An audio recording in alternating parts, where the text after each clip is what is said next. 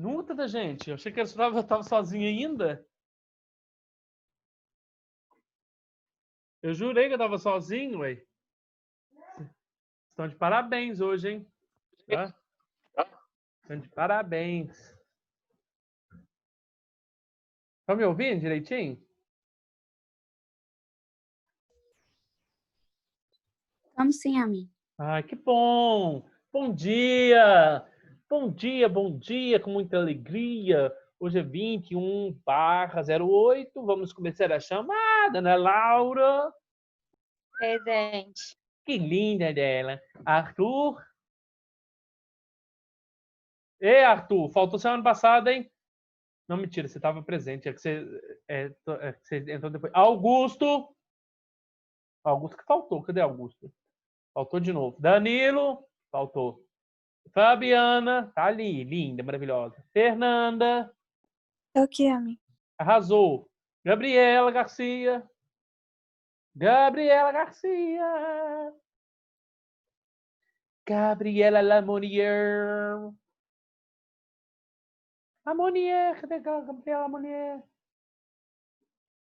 Giovana de Sena? Tô aqui, amigo. Ui. Giovana Lopes?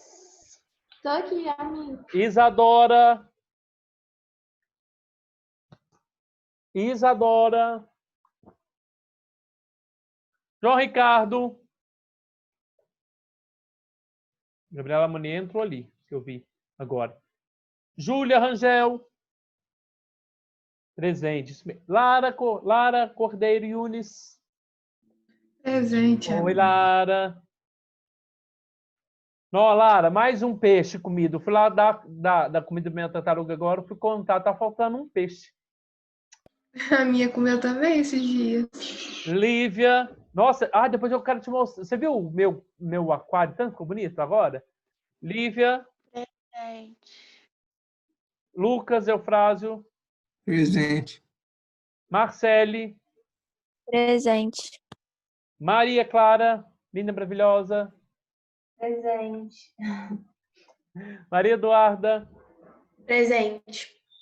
Maria Luísa Silva. Presente.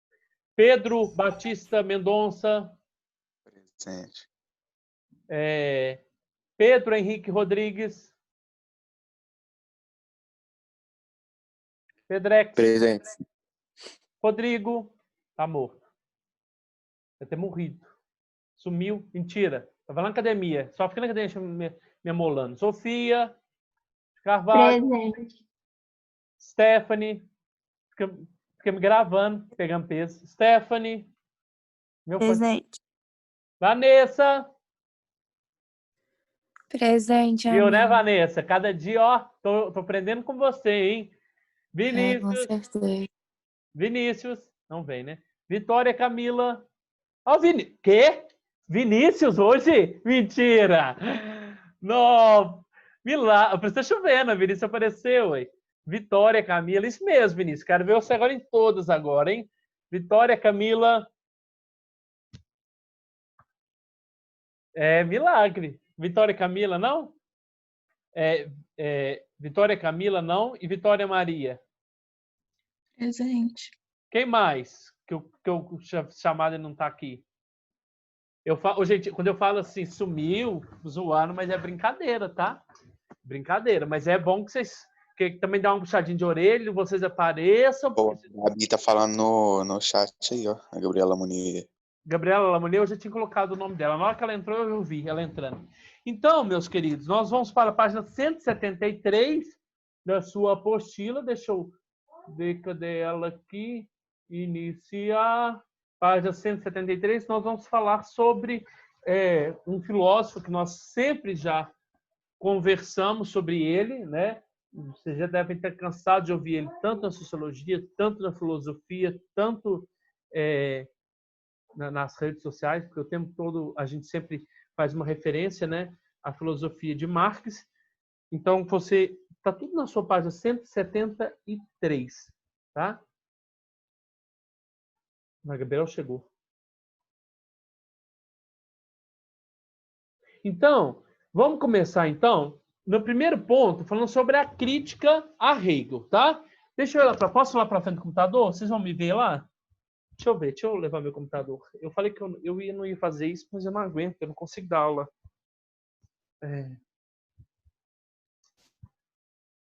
Eu queria ser chique igual o Gui, sabe? Mas eu não sou chique assim para...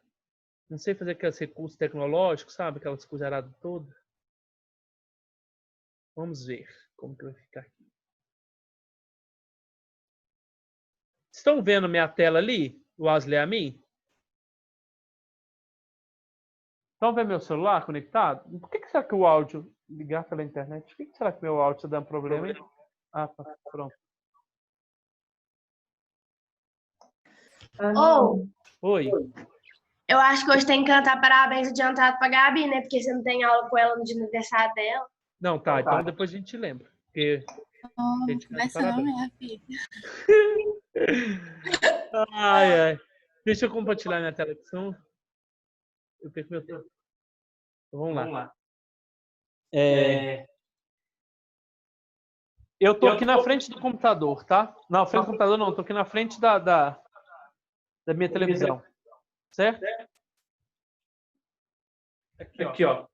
Deixa eu tirar isso. Então. Ui! Tá dando microfonia. Deixa eu desligar um microfone. Só um pouquinho.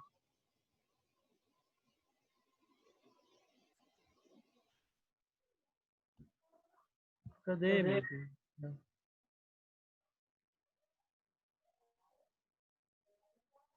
Já vem começar a fazer setinha lá no meus. Oi. Desligando os seus áudios, fica só com ligado. Tá, é isso que eu quero fazer. Mas eu apanho demais esse Google, desse Zoom. Tá. Pronto. Então, para a gente começar, né? Na apostila, ele vai... Não sei se eu vou conseguir dar esse filósofo todo hoje, não. O Marx, tá? Mas eu vou tentar ir o mais breve possível, porque ele é mais complexo, né? Ele é mais complexo porque ele tem muita coisa, muita definição, tá? Eu não sei se vocês estão conseguindo ver. Ai, meu Deus do céu. Conseguindo ver a tela do meu computador? Tá. Então, nesse primeiro momento aqui, ó, nós vamos falar da primeira crítica de Hegel, crítica a Hegel, né? É que o Hegel acreditava e achava que toda a história, a natureza e o homem, né? Ou todas as coisas eram movidas por um espírito absoluto. Eu, semana passada, explico para vocês que esse espírito absoluto não tem nada a ver com o espírito de espiritual, né? De um espírito, uma alma, né? Mas o que significa esse espírito? Seria uma consciência, né? E aí... Ai, meu Deus, tem como dar... Só um segundinho. Só um segundinho. Fala mais baixo. Peraí, fala mais baixo. Em casa. Que, voltando aqui. Já viu, né, como que é casa de bem criança, né? Olha lá, falar demais me incomoda. Então, presta atenção. Nós falamos de um espírito, né? Então, esse espírito absoluto de Hegel é ele que move a história, é ele que move o ser humano. Então, o ser humano ele começa a ter consciência de si e das coisas a partir do momento que ele começa a perceber o seu próprio espírito. E aí ele vai atingindo níveis até chegar esse espírito absoluto do mundo, tá? Esse espírito absoluto, né, tanto na consciência do indivíduo como do mundo, né, é como se existisse dois espíritos, tá? O ser humano ele atinge o conhecimento do seu espírito absoluto e quando ele começa a perceber, né, essa consciência, ele começa a ter essa consciência do seu espírito absoluto, ele está aproximando do espírito absoluto da própria natureza, tá? E o próprio Marx ele vai fazer essa crítica, né? Essa crítica do Hegel, no sentido de que não é as ideias, não é o espírito, né, absoluto que move, que transforma a sociedade. Ao contrário, é o indivíduo que toma consciência de si, né? É o indivíduo que toma consciência de si a partir das estruturas. Quais estruturas? Das estruturas materiais. Quando eu falo em estrutura material, eu estou relacionando tudo aquilo que está envolvido ao trabalho, tá?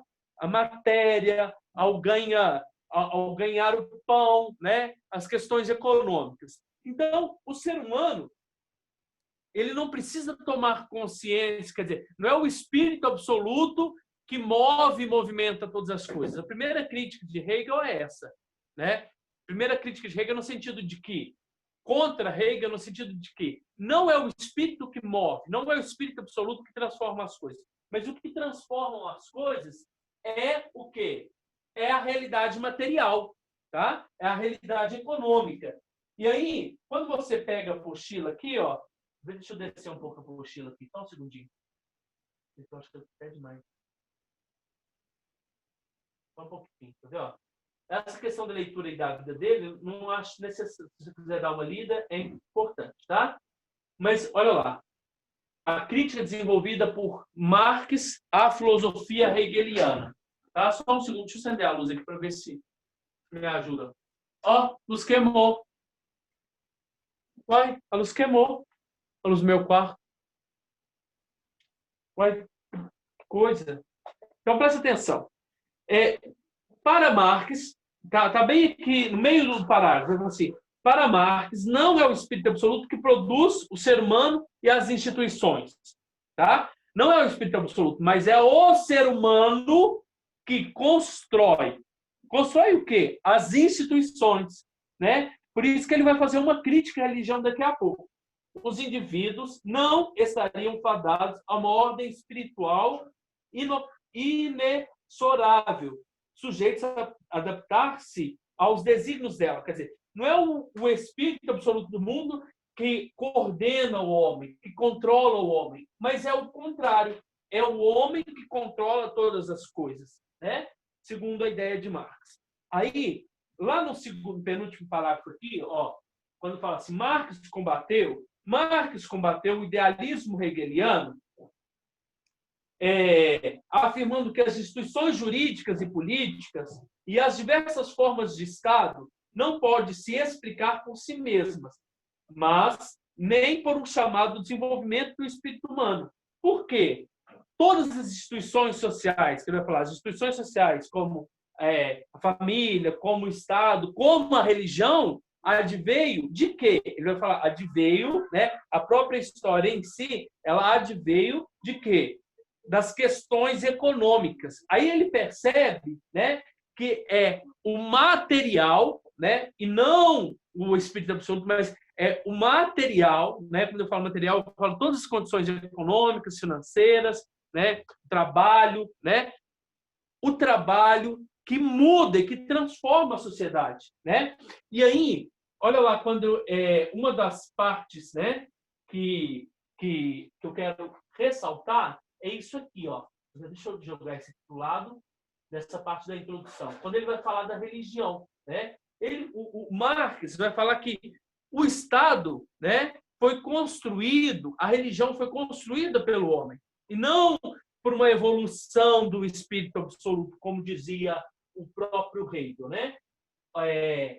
No comecinho está escrito assim, ó, lá naquele parágrafo, Karl Marx constitui uma concepção histórica na qual o ser humano se torna criador e, portanto, responsável pelas condições e relações que ele gera no mundo. Tá? Então, o que ele está querendo dizer aqui? Ele está falando que o ser humano é o responsável pela transformação da sociedade. O ser humano cria as instituições, né? Tanto instituição Estado, tanto instituição religiosa. Agora, quando ele aponta isso aqui, ó, tem uma frase escrita assim, ó, a religião é o suspiro da criatura aflita. o estado de ânimo de um mundo sem coração, porque é o espírito da situação sem espírito. A religião é o ópio do povo. O que significa o ópio do povo? A religião foi criada, o Estado foi criado para o quê? Para dar um acalento, né? Para dar como que eu posso dizer? O ópio, que significa assim, na realidade, o ópio significa ilusão, tá? E aí ele fala que nós criamos a religião, né? Marx fala que nós criamos a religião porque nós, né? Parece que a religião é uma forma de a gente controlar um pouco da nossa loucura, né? É controlar um pouco dos nossos sofrimentos. Então, não existe uma espécie de um Deus. Marx é ateu. Então, não existe Deus, né? Não existe salvação, né?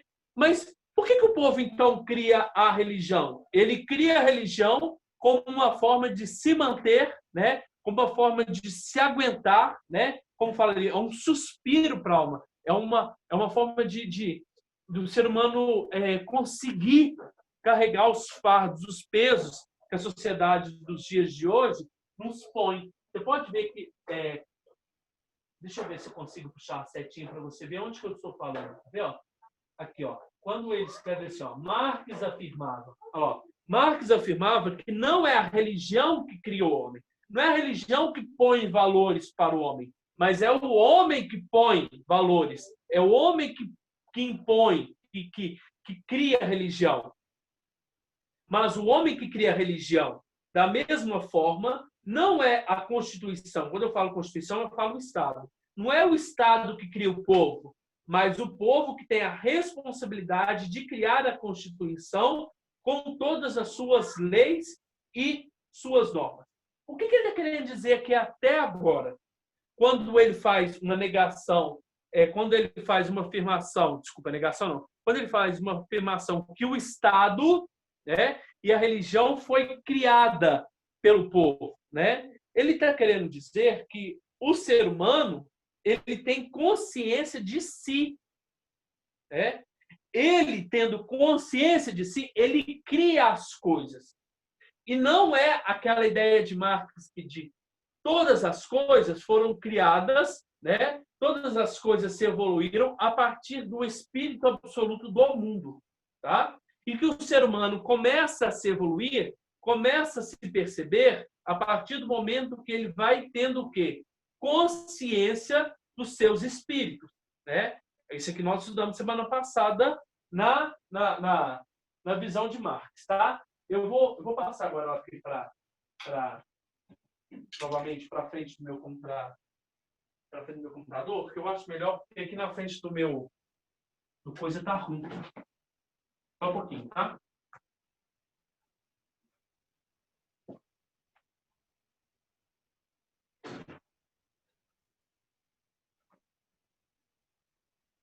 Então, presta atenção. Vamos continuar aqui, então. Logo em seguida, ele vai falar sobre a questão da alienação do trabalho, né? Então, gente, para de desenhar aí, por favor. Pronto, já tirei. Ficou tão escuro aqui meu ataque. Então, presta atenção. Quando a gente for falar sobre alienação do trabalho, ou alienação que vem do trabalho nessa sociedade capitalista, nós sabemos que o Marx ele é um crítico. Ele é um crítico da sociedade capitalista e ele é aquele que vai tentar pregar, né, o socialismo. Né? Quando a gente... Olha lá, volta lá para você ver na minha televisão. Ó.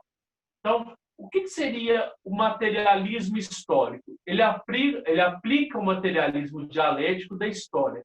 Né? Então, passagem do idealismo para o materialismo. Idealismo. Né? Você lembra que o Hegel falava que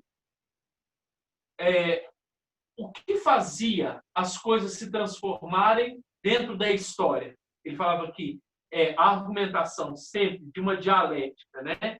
De duas coisas, de uma tese, e toda a tese ela tinha uma contraposição que chamava-se de antítese ou antitese. essas duas oposições, elas sempre formavam as coisas do mundo. Né? Seriam todas as teorias do mundo. Né? Todas as coisas são movidas por essa tese e antítese. Tese ou antitese, né? Que vai formando e transformando as coisas. Só que o Marx vai pegar essa dialética, né? Essa tese e essa antítese, e ele vai trocar essa ideia. Né? Por isso que ele vai falar do materialismo histórico e do materialismo dialético. E o que significa o materialismo histórico? O materialismo histórico é uma forma que Marx faz de revisar toda a história e perceber e apontar que somente as condições materiais, né? As condições materiais, aí a gente já sabe, né? Toda a estrutura, né? Significa as ferramentas, a máquina, as fábricas, as relações de produção, né? O capital, quer dizer, quando a gente fala em material, está tudo isso incluso. É somente pelas condições materiais, né?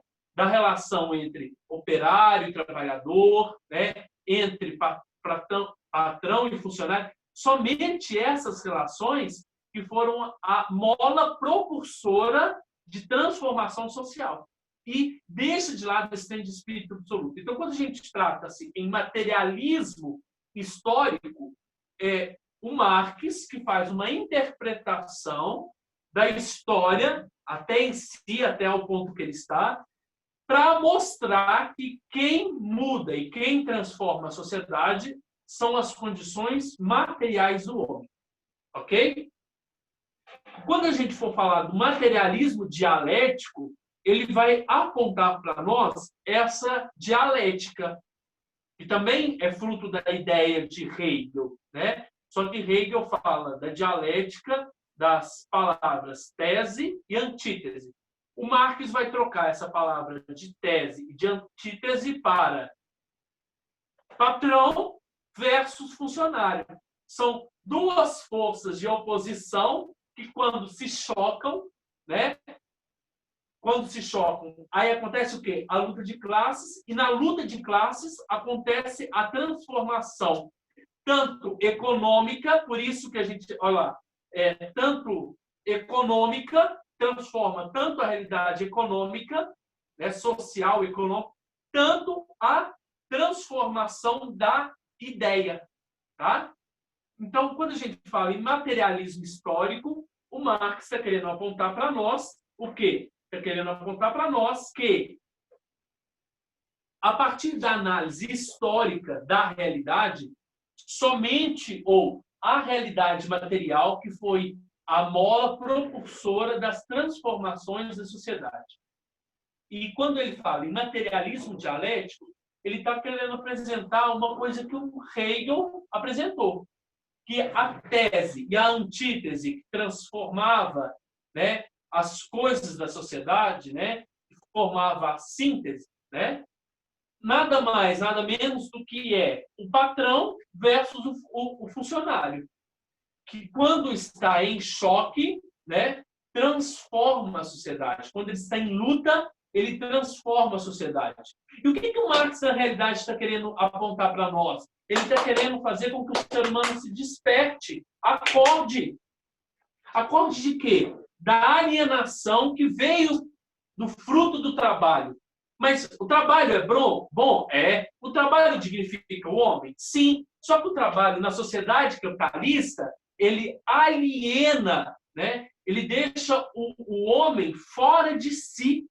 Ele faz com que o homem se perca na sua realidade. Tá?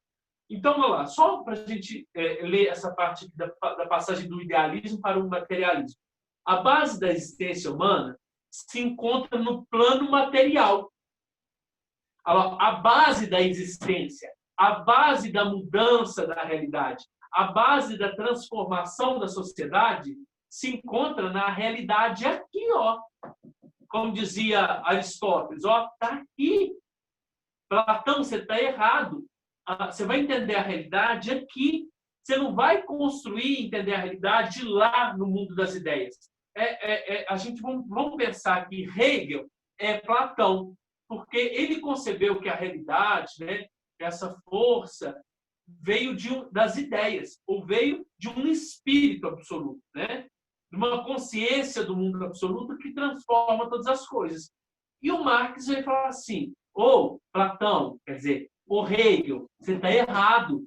A realidade em si está aqui, ó, na realidade material. Então, logo, o desenvolvimento das sociedades humanas está relacionado com o estágio econômico em que a sociedade se encontraria. Tá? Então, quem é a mola propulsora da sociedade? Quem transforma todas as coisas? Quem muda todas as coisas? Quem muda todas as coisas é a nossa realidade. Qual é a realidade? Material. Quando a gente fala de realidade material, a gente engloba trabalho, a gente engloba o dinheiro, a gente engloba a relação patrão versus funcionário, a gente engloba toda a nossa produção, tudo aquilo que foi produzido. Tá? Então, quem transforma, quem muda a sociedade? Quem muda, quem transforma a sociedade, quem muda as realidades do homem é a condição material na qual ele se encontra. Ok? Então, quando a gente fala sobre a questão da alienação, né, do trabalho, o Marx ele tem uma ideia diferenciada. Né? Por quê? Porque quando ele apresenta, isso aqui eu falei no comecinho, né? Se você pegar a introduçãozinha aqui da página 173, ele vai falar sobre a questão do principal ponto de divergência entre ele, Marx, com Hegel. Né? Hegel, então, voltando, Hegel acreditava que tudo se transformava através de um espírito absoluto.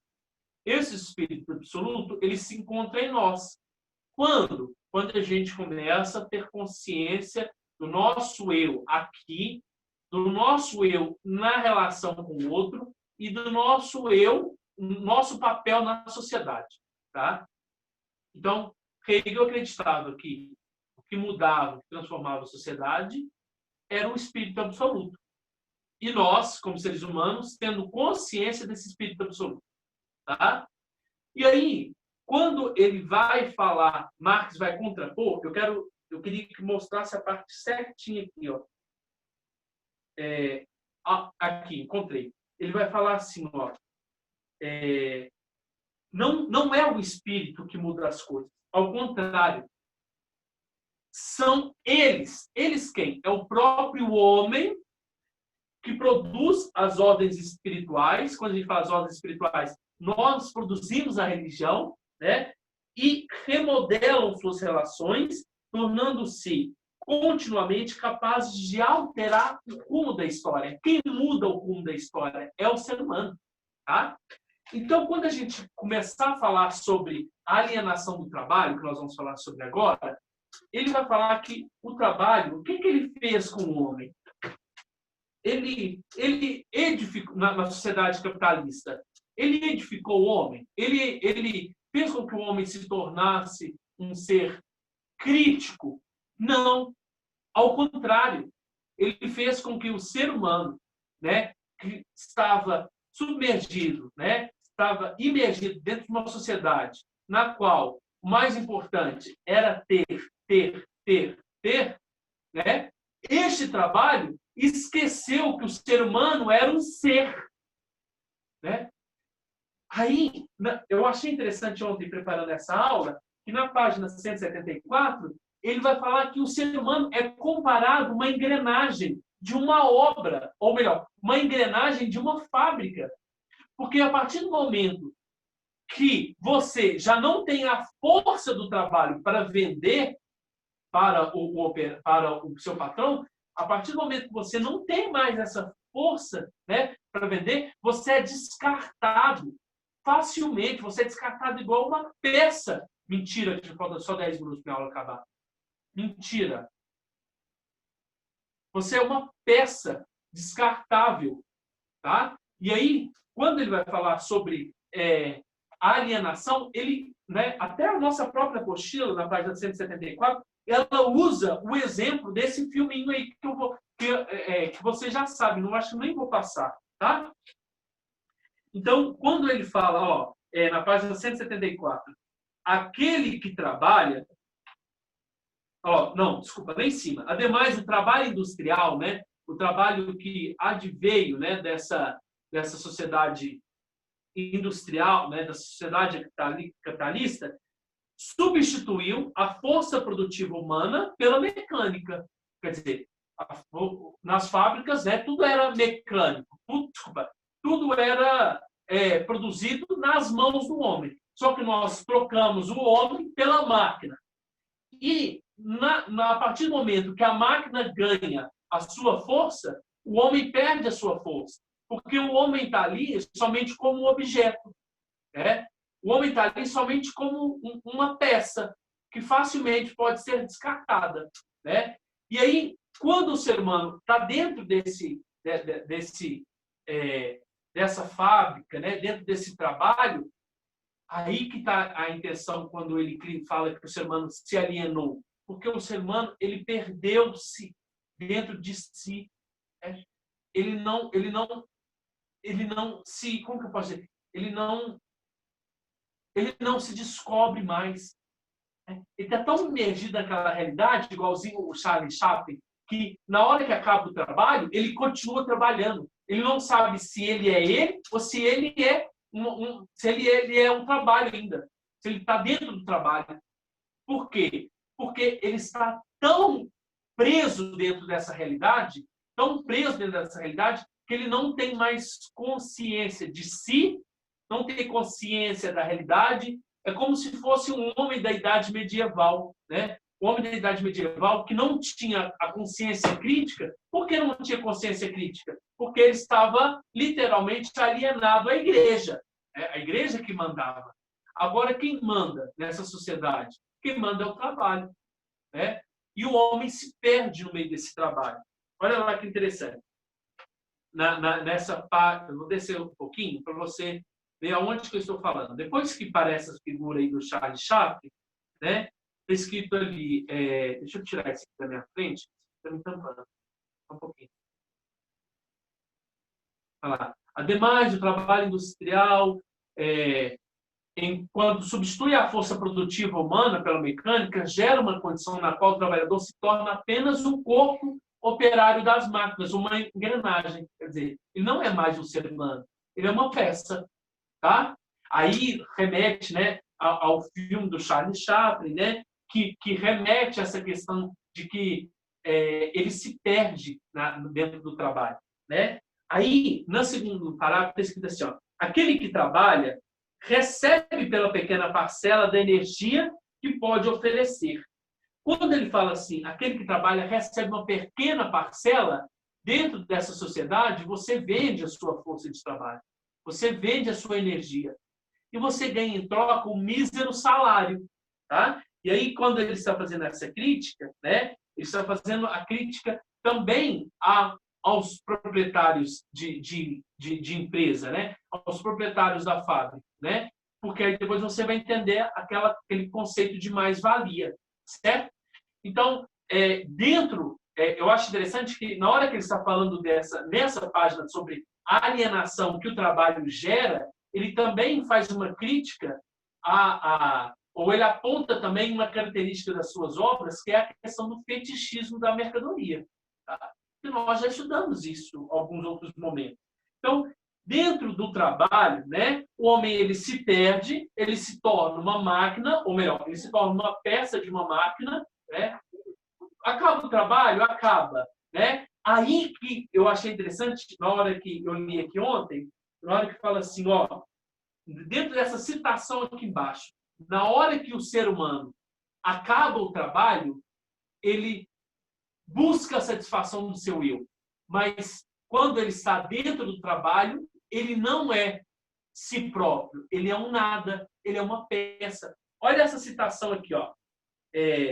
Antes de mais nada, no fato de que o trabalho é externo ao operário, isto é, não pertence ao ser dele, e, portanto, ele não se afirma em seu trabalho, mas se nega, quer dizer, ele não se completa lá dentro.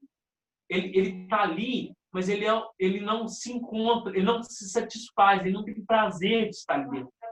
Tá? não se sente satisfeito, mas ele se sente infeliz. Não desenvolve energia física e espiritual livre. Por quê? Não tem, porque ele está ali forçado. Ele está ali porque ele precisa daquilo. Tá? Mas definha o seu corpo e destrói o seu espírito. Por isso, somente fora do trabalho, ele volta para si. Ele não é mais alienado. Ele volta para si. Né? Fora do trabalho é que o operário se sente senhor de si. No trabalho, ele se sente fora de si. O que é alienação? O que significa alienação? Alienação, a definição de alienação é isso. É a pessoa que está fora de si. Tá? Então, o trabalho, ele aliena o ser humano. Ele deixa o ser humano fora de si. E aí, nessa citação, eles estão falando que o ser humano, ele, fora do trabalho, ele se volta para si. Ele se reconhece. Tá? E aí, dentro dessa comparação, ele vai falar do fetichismo da mercadoria. Né? Ele, dentro dessa citação aqui, ó, dentro desse parágrafo aqui, para Marx, o operário, ao vender a força de trabalho, ele vai mostrar para nós o conceito de alienação, que eu gostaria que você grifasse, se você tivesse com a apostila. Para Marx, o operário, ao vender a sua força de trabalho para o sistema de produção, deixa de ter direito àquilo que produziu. Ele gastou a sua energia, tá? Ele não tem direito sobre aquilo, mas ele tem direito de quê? De receber uma gratificação, um salário sobre aquilo que ele trabalhou. Além disso, o trabalhador não mais projeta o que vai executar, nem estabelece o ritmo de produção. Ele não coloca mais o ritmo para si, mas vem um ritmo externo, fora dele, né? do patrão ou daquele que é vigia. Nossa, tem que produzir 100 peças em 1 hora. Então, ele nem consegue mais pensar, ele não tem nem direito de respirar. Ele está fora de si, porque ele tem que fazer 100 peças, 100 peças, 100 peças. Aí eu não posso nem ir no banheiro. Acontecia isso muito, acontece muito isso em fábrica de roupa. Tá? Você tem que horário limite, tem tantas peças, você tem que 1 hora produzir 50 peças. A pessoa segura a urina para não ir no banheiro. Quer dizer, segura a urina, não vai no banheiro. Por quê? Porque ela tem que produzir. E aí você percebe que essa pessoa que produz assim dessa maneira, ela está alienada. Olha lá, ó. Por que ela está alienada? Porque ela não é mais um ser humano. Ela é um produto. Ela é um produto, igual um produto que você produziu. Tá? Ela é um produto por quê? Olha que interessante. Por que ela é um produto? Porque se você fosse um produtor, você gera nas pessoas. Quando eu falo, nossa, você é produtor, você gera na pessoa o quê? Você gera um pensamento na pessoa, né? Você produz ideias. Agora, quando eu falo que você, dentro do trabalho, você é um produto, porque você se torna igual ao produto que você produziu. Por quê? Porque você está alienado. Você não é um ser pensante. Você não produz conhecimento. Você só produz um produto. Então, quer dizer, dentro do trabalho, você, como ser alienado, se iguala ao produto que você produziu. Está entendendo? Você se iguala ao produto que você produziu. Por quê? Porque você não é mais autocrítico. E aí, ele vai falar assim no finalzinho, ó, Marx denomina esse processo, né, de fetichismo da mercadoria. Fetiche, nesse caso, está ligado à palavra feitiço. A mercadoria, o produto que você produziu, na hora que ele sai da fábrica, ele sai com um preço exorbitante. Ele sai com um preço fora da realidade. É a mesma coisa você. Você está fora da realidade. Tá? Minha aula vai acabar. Daqui a pouco vai cair. Tá? Então, assim, se você tiver alguma dúvida, né, a gente vai voltar semana que vem para a gente conseguir entender essa relação. O que significa o materialismo histórico, que eu já falei